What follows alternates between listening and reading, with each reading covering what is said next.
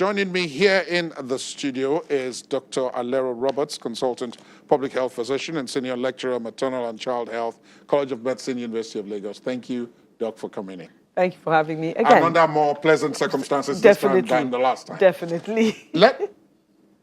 Pregnant women are especially vulnerable. Actually, not especially vulnerable, not more vulnerable than any other person in the community. So far, Let me put you on pause, Doc. We need to take a break. We'll come back after the break, and I'll find out from Dr. Roberts why pregnant women are not particularly at risk.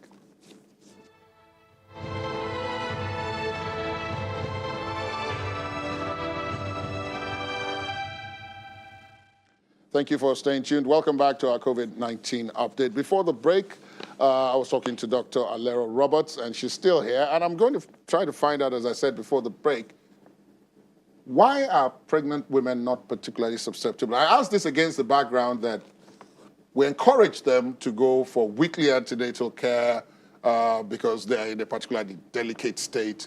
And then, of course, given this situation, the affairs of mother-child transmission and so on. And so why do you say they're not particularly... No, what I mean by that is that this is a new virus. It's hitting what we call an immunologically naive population. So everybody has an equal opportunity of being infected by this virus. So that they're not more or less susceptible than any other person in the community. And coincidentally, I heard the cameraman asking, even the children under 10, everybody has an equal opportunity to be infected with this virus. Everybody has an equal opportunity to manifest disease, although we know that some people are manifesting the disease to a greater or lesser extent than others, and we know the age demographic, the comorbidities, the people who have got poor immune systems, and so on and so forth. So pregnant women have the same opportunity as any other person in the community to contract the disease. And yes, we are encouraging pregnant women to continue going for their antenatal clinics. However, we have to accept that they have a real fear of going into a health facility. And so we've kind of had to come up with all kinds of innovative strategies at community level to ensure that the pregnant women are still going to get the care that they need. So you'll find that, a lot of midwives, and I must pay my homage to all midwives in the community who are working really, really hard to keep their pregnant women and the women who have just delivered safe. We salute you. What they've done is in some areas, in very innovative areas, they've set up a WhatsApp group with the women that they are handling, who can then, through that group, they can ask questions, they can get their concerns and anxieties dealt with, and if the midwife feels the need, she can escalate it up to the doctor she's speaking with and advise the woman at the material point in time to go to the health facility. Now, this only works because the midwives have been able to engender that level of trust with the women they're looking after. So because the women trust them and trust their advice, they can then escalate the care up. But to all intents and purposes, yes, the pregnant woman has just as much is just as much at risk as anybody else in the community.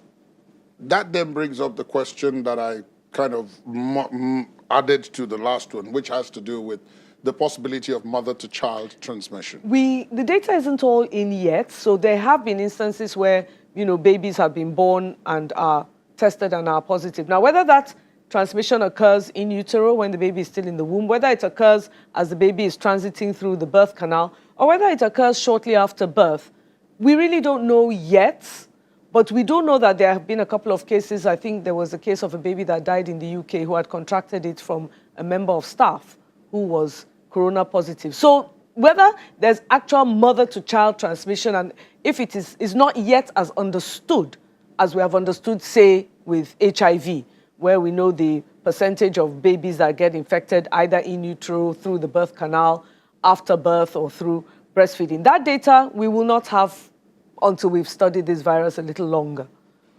What would you tell a pregnant woman who's watching this right now and who doesn't know her status as of yet, doesn't know whether she's COVID positive or negative, and may want to find out and may want to also keep her baby safe?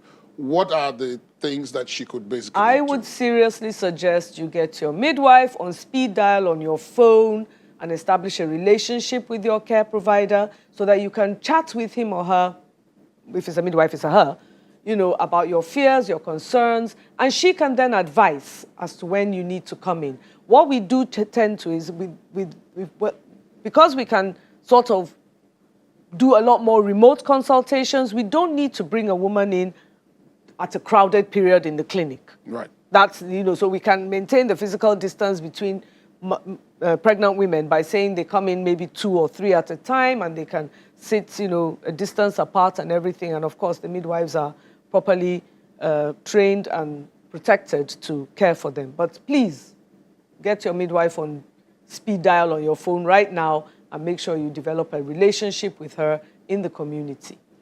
I'll put you on a second pause, Doc.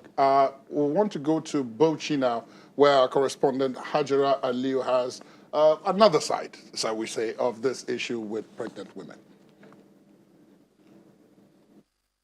These children are out to celebrate, but the timing is wrong. COVID-19 is a reality and it spares no one. Children are a handful, and someone has to be responsible for their safety. Public health experts have identified 3 places where the safety of the child must be ensured: at home, outside the home, and in school when they resume.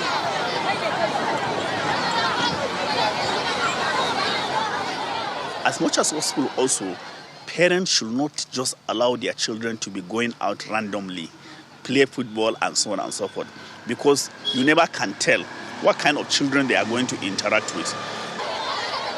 The home being the best place to start. In addition to other precautionary measures, parents are advised to educate the children about the current situation.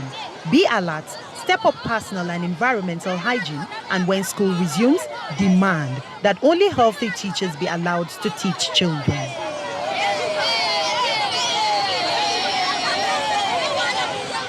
Omobola Farayola is heavy with her second child. What she's gone through to access antenatal care during the pandemic is not encouraging, but she manages to push through.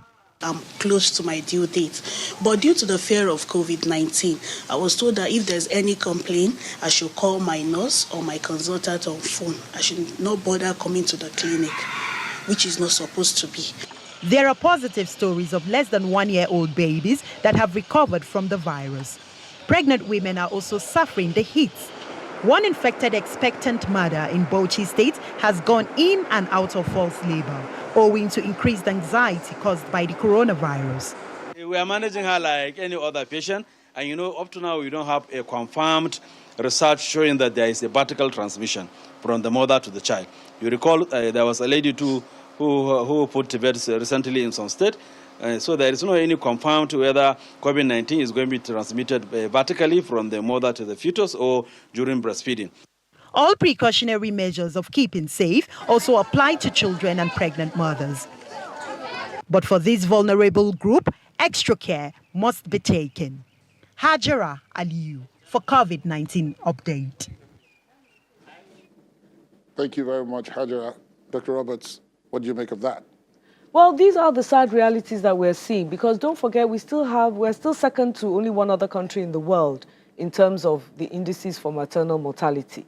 So it's still a very dicey time for mothers, pregnant women, and being able to keep them safe is paramount. And part of keeping them safe, of course, means addressing their anxieties and concerns. So far, you can see that what Bauchi State is doing is pretty much what you said. Yeah, par for the course in terms of what we said.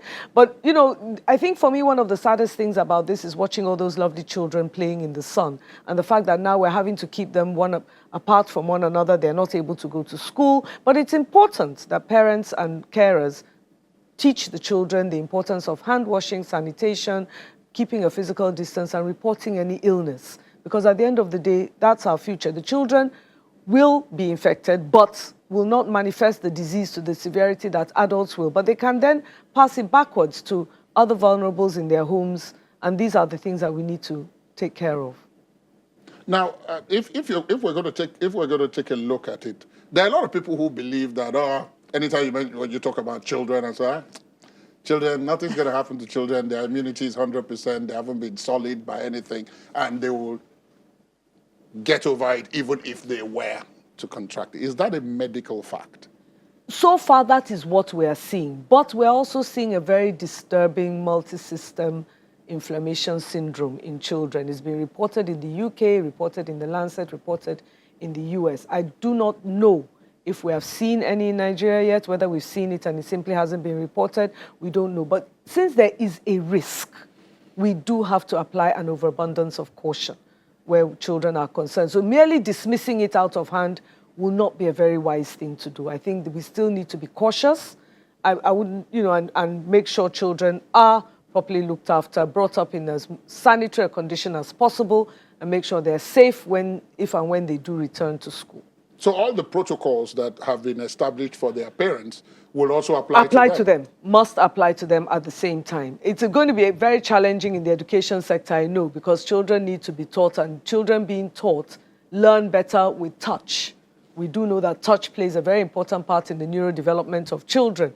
However, how we manage this really depends on how we develop the herd immunity and how we flatten the curve to make sure that if a child does get ill, whether from COVID or some other COVID-related syndrome, there is space in the health system to make sure that child gets the very best care. As always, plenty of food for thought and plenty of meat to chew away. Dr. Roberts, thank you so much for coming in. Thank you for having me. Dr. Alero Roberts, consultant public health physician. She's also a senior lecturer in maternal and child health at the College of Medicine in the University of Lagos. A pleasure to have you as always. Thank you.